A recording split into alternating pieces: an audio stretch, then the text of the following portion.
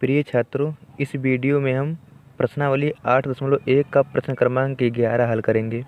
देखिए इसमें लिखा है, बताइए कि निम्नलिखित कथन सत्य हैं या असत्य। कारण सहित अपने उत्तर की पुष्टि कीजिए। मतलब यही बताना है कि कौन सा सही है और कौन सा गलत है। उसके साथ साथ उसका कारण भी देना है कि सही है तो क्यों सही है और गलत है तो क्यों गलत है। तो देखिए इसमें लिखा है, tan a का मान सदैव 1 से कम होता है। मतलब जो त्रिकोणमिति में tan सभी मान होता है। देखिए tan 0 का मान होता है, tan 30 का मान होता है, tan 60 का मान होता है। इन सब का अलग अलग मान होता है। तो पूछ रहा है कि क्या किसी भी a के लिए, देखिए यहाँ पर a लिखा है ना, मतलब किसी भी मान के लिए tan का जो मान होगा वो सदैव 1 से कम होगा।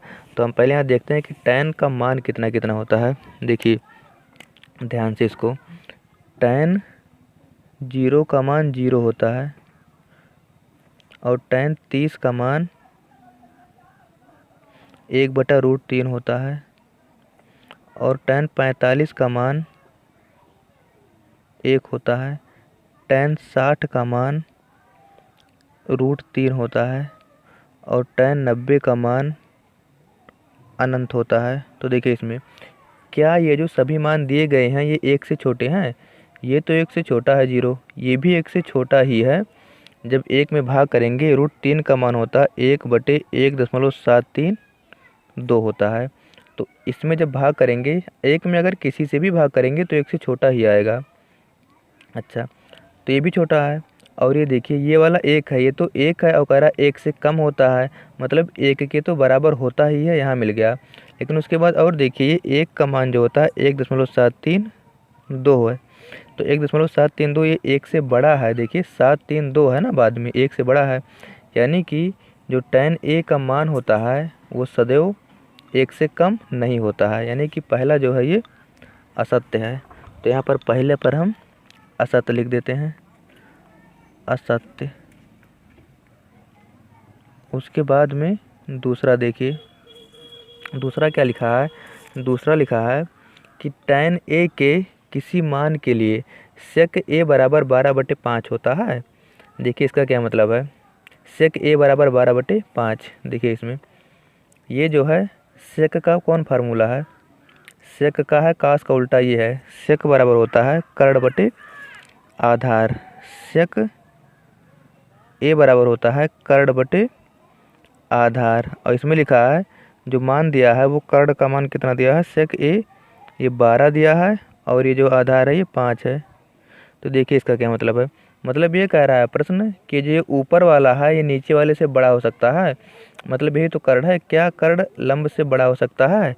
हाँ, ये तो पहले से ही मालूम है कि किसी समकोण त्रिभुज में कर्ण सबसे बड़ी भुजा होती है। यानी कि ये वाला सत्य है। अच्छा, अगर अभी भी नहीं समझ में आया तो देखिए इसको ऐसे समझिए।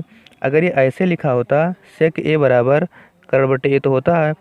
अगर यहाँ लिखा होता ये कि 12/13 लिख दिया होता, 12/13, तो देखिए ये कर्ण छोटा हो गया आधार से। ये आधार है ना, ए माने आधार, मतलब यहाँ 13 है और यहाँ 12 है। तो क्या ऐसा हो सकता है कि किसी समकोण त्रिभुज में कर्ण छोटा हो जाए आधार से? नहीं, ऐसा नहीं हो सकता है।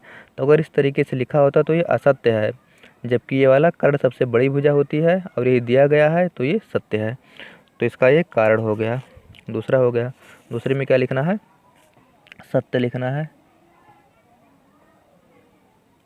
उसके बाद तीसरा देखिए, तीसरे में जो है लिखा है कि cos a कोण a के कोसेकेंट के लिए प्रयुक्त एक संक्षिप्त रूप है। नहीं, ये संक्षिप्त रूप तो नहीं है। देखिए जितने भी त्रिकोणमितीय अनुपात होते हैं उन सब का ये सब संक्षिप्त रूप में ही हैं।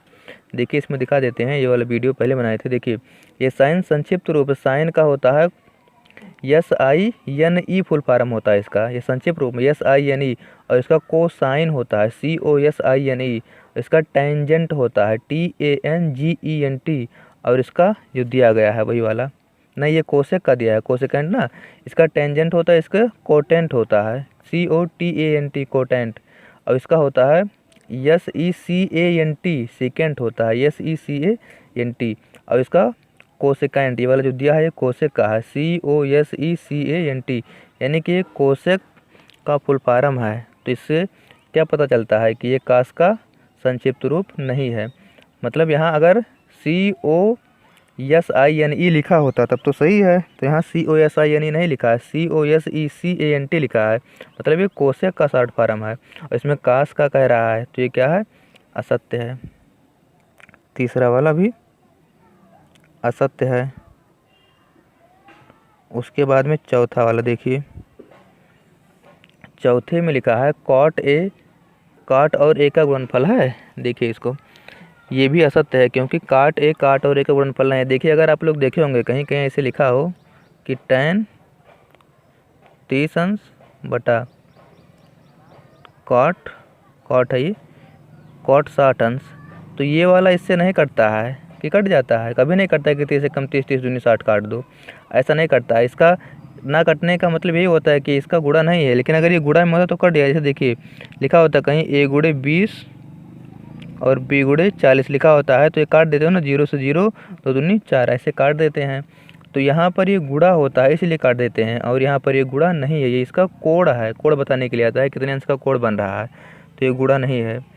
तो इससे क्या पता चलता है कि ये भी जो है असत्य है,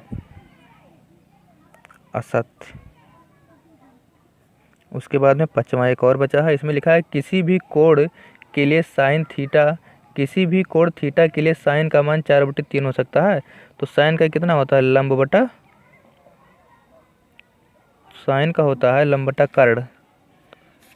देखिए यहाँ पर लाल बटे कक्का वाले से, ये साइन का होता है लंब बटा कर्ण, तो लंब बटा कर्ण।